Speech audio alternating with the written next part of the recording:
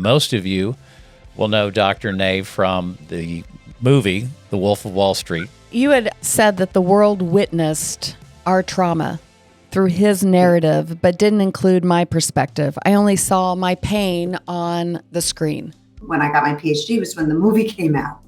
And so, of course, I was like, oh my God, who's going to want to come to therapy now with me after they see me in this movie?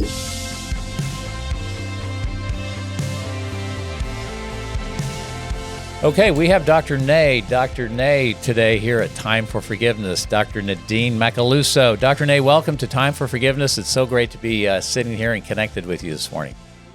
Yes, thank you so much for having me. I look forward to our conversation. Okay, well, we do too. So if you're not familiar with Dr. Nay, check out her bio in the link below. But most of you will know Dr. Nay from the movie, The Wolf of Wall Street.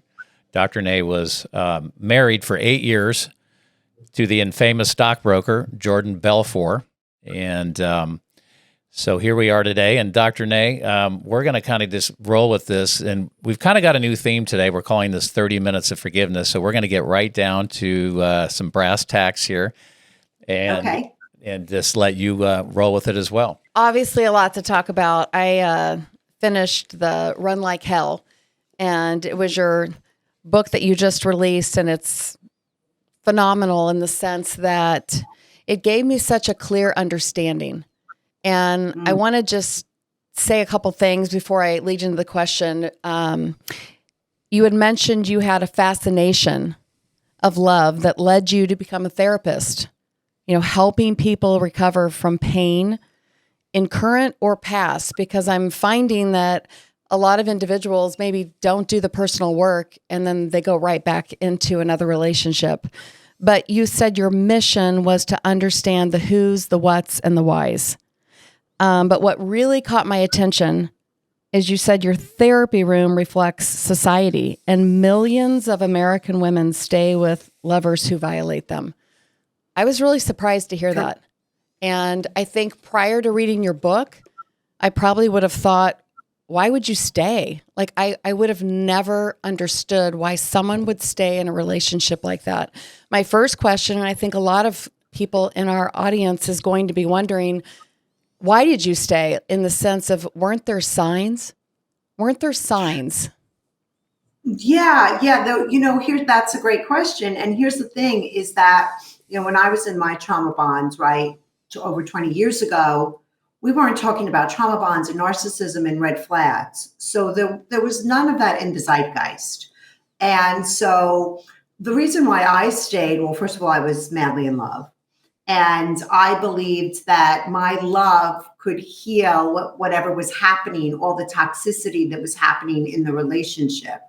And I think I bought into the myth of romantic love, that love can heal everything. And the reality as an adult woman is that it cannot.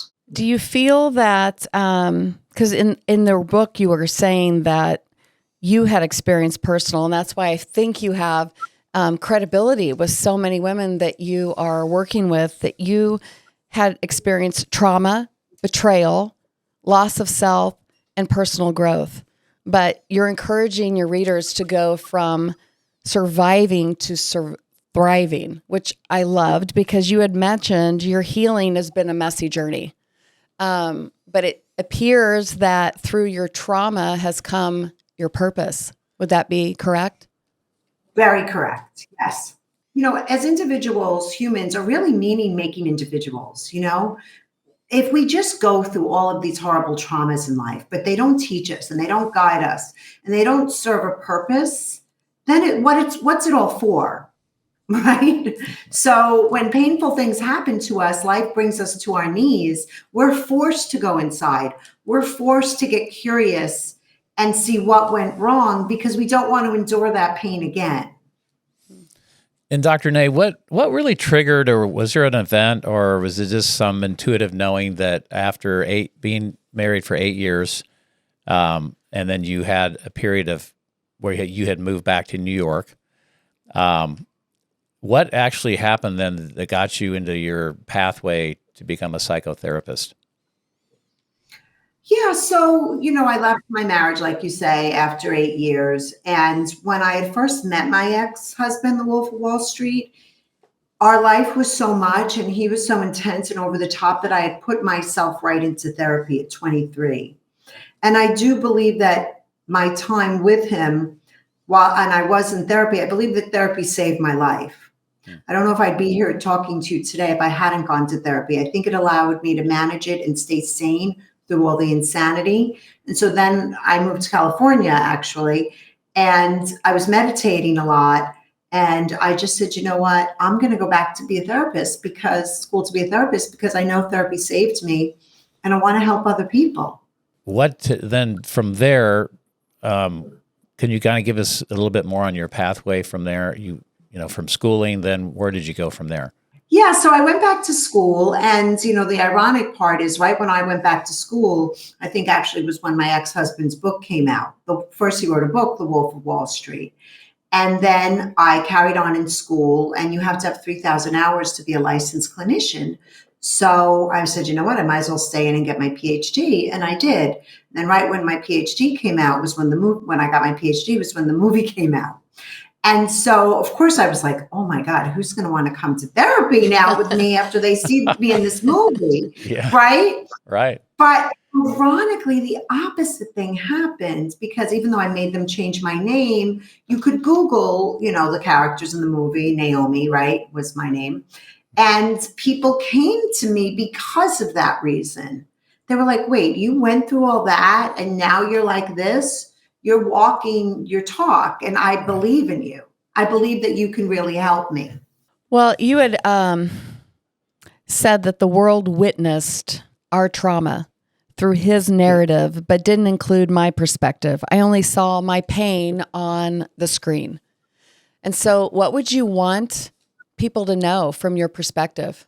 Because, I don't even know the number that had seen that movie, but a lot. And they're seeing that perspective, but they're not hearing yours. What would you want them to know? I would want them to know, listen, they made the movie kind of like a farce. It was very funny. And I would want the world to know that living with a pathological person like that, who's abusive and abusing drugs and betraying you every single day, it's far from funny. And it was beyond challenging. And I think, again, if I hadn't been in therapy, it could have really broke me in half. But that it was very, very painful to love somebody and not be able to help them with their drug addiction, to love somebody and for them not to be able to hear anything that you say to them to meet any of your new needs, to love somebody and for them not to respect your boundaries. That was just extremely hard. And the second thing I really want people to know is that we never fought about his betrayals. We always fought about his drug abuse. But it's interesting that he wanted it to be that we fought about those betrayals. So did you go see the movie? How did you see the movie? I did. Paramount threw me a bone. And they were nice enough. And I went to see it with my current husband as a private screening, just him and I. And we sat down in this big empty theater. And I looked at him and I was like, okay, this is strange. Just you but too? I'm just going to surrender. And then the movie was finished. And I looked at him and I said, okay, it wasn't that bad. And then I also went with my ex-husband and my son to the same private movie theater. And the three of us saw it together because we wanted to take our son, who was, I think, a junior in high school. So we wanted to take him and be able to talk to him about it, and process it, Jordan and I, which I think was pretty nice of us to do that. And how did he respond or process it, as you said? So cute. So, we sit down and there's one scene where like something sexual is happening in the car or something. Right. And I put his head down and he goes, Mom, if it's not you, I could watch. Well, that was me. How did you feel about Margot Robbie playing you? And then how did you feel about Leonardo playing your ex-husband? Yeah, Margo, I got to meet her because they wanted to get my Brooklyn accent. And she was great. She did a really good job. And so I met with her. I took her to dinner. And she was talking to me about how, you have to remember, she was 22. So that was the age I was. Mm-hmm. And she was talking to me about how she was very fearful of doing the naked scenes. And she said, but I can't talk to them about it because I'm afraid. And I said, that right there, that's how I felt every single day of my marriage. Wow. How hard it is to speak truth to power. And I said, if you can embody that, I think you'll get my role. Yeah, I love that. Truth to power. Yeah. And then did you feel like I always did a great job playing Jordan, but that's that. I'm sorry, you felt he did a good job playing Jordan? Good job, yes. Okay. Because I know there can be some liberties taken, obviously, cinematically and just creatively with movies. But that's great to hear that you felt good about it. What? So was that then? You mentioned that was kind of a springboard for you in your profession, in your career. It kind of jump started your notoriety and clients coming to you. Yeah. When the movie came out, reporters, everybody, everywhere called me. I never said a word. You know why? I had nothing to say. I'm not just the type of person that's just going to speak, to hear my own voice. But then what happened? Now you think I would have put these two things together, but I didn't. I wish I could tell you this whole thing was strategic. It wasn't at all. I saw all these smart, bright, beautiful, kind women coming into my office, being abused, experiencing coercion, dealing with betrayal, dealing with financial abuse. And I just said to myself, are we in the 1950s? What's happening here? And so being a true academic, that's when I went back to the research to really understand the dynamics of a trauma bond, what it is, who are the players in it, how it occurs. So really my practice was the inspiration. And then I was like, hey, I have the most misogynistic movie in the world to use as a platform to exploit. Let's do it. That's how it happened. Well, one of the things that, and it just made me more aware, and and I guess the word would be understanding, maybe more compassionate, is you would share there's so much shame to abuse that you don't tell anyone. Did you ever let anyone know outside of your inner circle of your family? Like, who really knew? Was there anyone that could have supported you, or did you feel like you were alone? Yeah, I'm so glad you brought that up because shame is such a huge piece of it. The victim feels so much shame for being abused when really it's the abuser's shame to carry, but that's just not the way it works. And so I definitely told my therapist, I told my mother, and I had some friends that I told, but you have to remember Jordan was the kingpin, right? And a lot of my friends were married to the brokers in Stratton Oakmont. So even though I would share it with people, and if anybody who's been in abuse understands this, it really was my problem because everybody goes home to their own homes.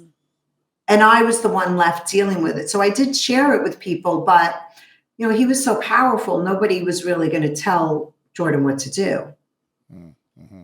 Until the government did. Exactly. What is your relationship? I know reading your book, it doesn't seem like there's been a reconciliation. What does your relationship look like now, Dr. Nay, with Jordan? Yeah, our relationship is fine. Actually, I moved to Los Angeles and then he moved to Los Angeles to be with his children. And he didn't get sentenced really till 5-6 years later after he got arrested, or maybe 7 years. I don't even remember. And we always had a nice relationship. I always included him on holidays. We always got along well. That doesn't mean we didn't fight because we're two strong-willed individuals, but we really put our children first. And we've been able to weather the storms together, and we have a good relationship. Our children are great. We share a grandchild. He wasn't thrilled when I started to do all this, but like I said to him, you wrote a book, you made a movie, and I get to do it my way. Yeah. And so we do get along, actually. Yeah, we've always been able to kind of figure it out along the way. I just wanted to kind of jump on that because you had said he had never really made amends to this day, but you were okay with that. You didn't demand it because you knew it wasn't possible for him. What do you mean by that?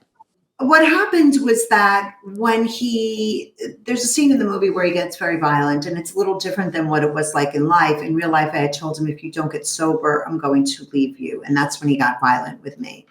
And he did go away to rehab. And when he came back, and I tried to explain to him how hard that was for me, the abuse, the drug addiction, he just was like, it wasn't that bad. And it was in that moment that my heart closed, because I think the lack of remorse in that moment was just as bad to me as all the abuse. And so, I just had to accept and surrender to the fact that we weren't going to reconcile, but that didn't mean that we couldn't raise our children. So he's not willing, in a sense, to amend and reconcile. And then if I go back to what you said earlier in the book, that there's so much shame that, you own that and you don't really speak of it. I'm sure we're going to get to this forgiveness piece. That's a big ask for probably a lot of women that are experiencing what you did, because they have so much guilt. They blame themselves. They have shame around that. What was your process, and what does that look like for your reconciliation and maybe your forgiveness of self? Yeah, I think what allowed me to really forgive myself was to integrate everything that I had experienced. If I just would have experienced all that and just been like, whatever, this is life, this is what happens in life, I just got a bad lot, I married the wrong guy. I didn't take that stance. I took a very proactive stance in that I want to understand myself. I want to understand what went wrong here, because I wanted to have agency and be the protagonist of my journey. And I think that when you do that, when you take action, you have agency, you become the protagonist of your journey. I don't know if the word is forgiveness, but I think it's more like an integration of the experience, which allows you to move on in a freer way. Another word, like acceptance of this, of what happened. Yeah. And instead of and just really learning from it and Right. making meaning out of it and growing from it. Right. If you allow trauma, like that's why I write about post-traumatic growth. And, I don't want to have like toxic positivity and say that this has to be everybody's journey. This was just my journey. Mm-hmm. And that just allowed me to, move forward with it and not like be bitter, I guess. Yeah, well, you're an excellent example of taking something that was very painful, but turning it into a purpose, a way that you could help people from what you've learned. And right. Do you feel like, I know he's out. I think he does a lot of speaking, right, and things like that. Yeah.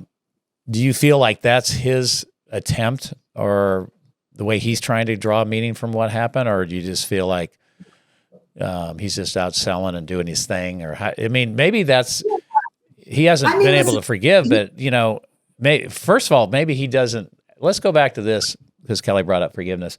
Do you feel like he even recognizes the need to forgive? Like he that's even something that he's processing, or you just think, like you said, he's rationalized it to the point that, hey, I really didn't do anything wrong? I can't really necessarily speak for him, but I do know that he wrote the book and he made the movie, and he says it's a cautionary tale. So that right there tells me that he knows that a lot of the things that he did were very wrong. Mm-hmm. And I think that he's, he's a businessman, he's a marketer, he's a salesperson, and he's a worker. So he's just always going to work. Mm-hmm. But I do think that just by calling it a cautionary tale, he understands that it was madness. Yeah, probably a good word for it.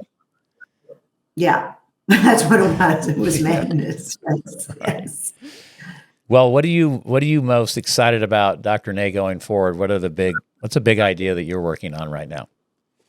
Yeah, so what I'm working on right now is I'm taking my book and I'm creating an online course. And so I started a community, a trauma bond recovery community. And so it's a safe place where anybody who's been in a trauma bond, experienced intimate partner violence, can be with like-minded individuals and not only share with them, but also be on a healing journey with them. And so it has videos and meditations and assessments and lectures and all sorts of stuff to help people grow, because that's what we're here to do on the planet, right? Yeah. Through our tragic event, it's kind of where, purpose came out of that. And I think it was the first time that I really felt that I had control. I accepted what had happened because I couldn't change it, but I was able to put my grief, my loss into something that was meaningful, that was going to help people. And it's the first time that I felt like I was in control. Does that resonate with you? Yeah. And for me, I think that being of service, whether it's through being a therapist or doing a podcast like this, I think it's just very healing in general, right? Because you're having generativity. You're passing on some form of healing to somebody. Like anybody listening to this, one thing might resonate that might change their perspective about their trauma or their loss. And I think there's a real magic in that serves us and serves them. Well, talk about passing on for healing. I wanted to ask you a question. In the book, you had said, it's hard to see from the inside of a relationship where you are, how you've gotten here, and even harder how to get out. And with those words resonating with somebody that's listening, what would you say to them? Yeah. So the first thing, like we're talking about here, is that if you're in a trauma bond or in a dysfunctional, toxic, violent relationship, and it can be emotional violence, right? It doesn't have to be physical violence, is to first have radical acceptance. Don't deny, don't rationalize. You are in this dangerous spot right now. And it is your job to reach out to the helpers to get you out. Like Mr. Rogers says, there's helpers everywhere. And whether it's a domestic violence shelter, a therapist, a group, listening to this podcast, get educated. Yeah. Understand what you're in, because words matter and terms matter, and you'll feel less crazy and you'll feel less alone, and then come up with a really good strategic plan to get out. You don't have to tell your abuser that that's what's happening. In fact, I wouldn't advise telling them that, but get educated and plan. And reach out to somebody like you, Dr. Nay. Yes. Absolutely. I guess what we usually typically wrap up with is, again, this is time for forgiveness, and we'd love to have your perspective as we do all of our guests. We ask them to share the meaning of forgiveness to them and how they're moving that through their life currently. Yeah, I mean, for me, forgiveness is such a personal choice, right? A lot of people have a very hard time with that word, and I don't. For me, it's like I kind of mentioned earlier, that I sat with what happened to me. I accepted it. I chose to dig deep and learn from it and grow from it. And then letting it go. I mean, to me, forgiveness means to let things go. Mm-hmm. And that just happens naturally and organically through that process, because holding on tight to it with like post-traumatic embitterment disorder, maybe you want to do that for a little bit, but it really, for me, I didn't feel like it would serve me, and I don't see it serving many people. Well, that comes through awareness. You have a high degree of awareness. But Dr. Nay, go back to what you just said. So many people have a problem with forgiveness or a challenge with forgiveness. Why do you feel that's the case? Because I think, and this is just my own opinion, I think that they get caught up in their own self-righteousness, mm-hmm. that they've been wronged, life isn't fair. And you know what? Life isn't fair. And we do suffer. And we do get wronged. And that's just part of being on the human journey, right? The human journey is light and shadow. And I think once we really accept that life is full of suffering, I don't know, it just makes it easier to let things go. We interviewed John Burke, and he's written 2 books on after-death experiences, and people have come back, over 1,000 interviews. And he touched on that, Dr. Nay, when you said retribution, because he talks about that in his books, where a lot of times there is no retribution on this side, but there is on the other side. And so he went into that, and it gave me a different perspective on like, oh, I need to get even, like you said, or I need my hunk of flesh from this deal. I've got to feel good somehow. How do I do that? But I think that gave me some understanding that, things here, at least while we're here on this planet, sometimes we don't know the answers and we don't have the reasons why. Yeah. And but as you did, we have to come to terms with that, right? And until we can drop that weight and that baggage, it's necessary to be able to move on to the next step, where we take what we've learned and we go out and we impact people like that you're doing in a magnificent way. Correct. And I'm 56 now, so I'm getting older and I'm getting wiser. And I just think that there are some things that happen in this world. There are many things that I will never be able to understand from my limited human perspective, and that's okay. So as much as life is a paradox, as much as I want to find meaning and search for meaning, there's some things that I just will never understand. And like you say, there's a release and a letting go and a surrendering into that. And that comes, I think, with life experience. Because if you fight it and hold on to it, it's going to be a long, miserable life. It's like a tiger, right? You're not going to win the battle. The tiger's going to win. You're not going to win. You're not going to win. So there's always in life, there's a balance of doing the footwork and surrendering, doing the footwork and surrendering. Beautifully said. Beautifully said. Thank you. So, Dr. Nay, where can people pick up your book? Maybe you can just share that, and anywhere they can contact you.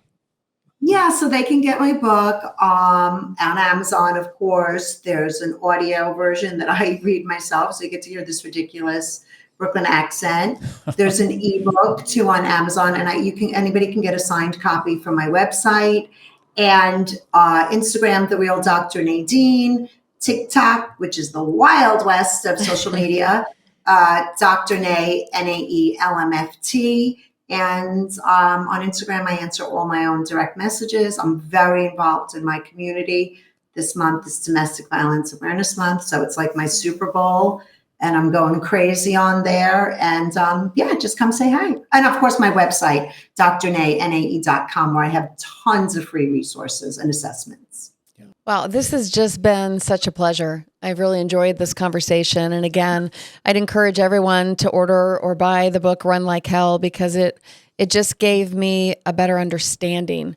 And I think it also brings such a level of compassion. So I thank you for that. And that was my intent, to really destigmatize the victim. So I'm so glad that came through. Well, Dr. Nay, you were one of our first guests in our new studio, so thanks for helping us today with this amazing story in your heart and sharing your story. It was great. Okay, well, Nadine Macaluso, Dr. Nay, thanks so much again for being with us on Time for Forgiveness. And until then, we look forward to seeing everybody on the next show. Thank you so much for listening and for watching Time for Forgiveness. Hey, listen, visit our website at timeforforgiveness.org. And here's the great news. You can now download our workbook. Just click on the QR code. It's that simple. You can also message us on our website, because we read every single message, and we certainly love to help. You can also reach us on our socials on Instagram and Facebook, and you can email us, again, at info@timeforforgiveness.org. I'm Sean Parr for Bob and Kelly Pascuzzi. We'll see you next time on Time for Forgiveness.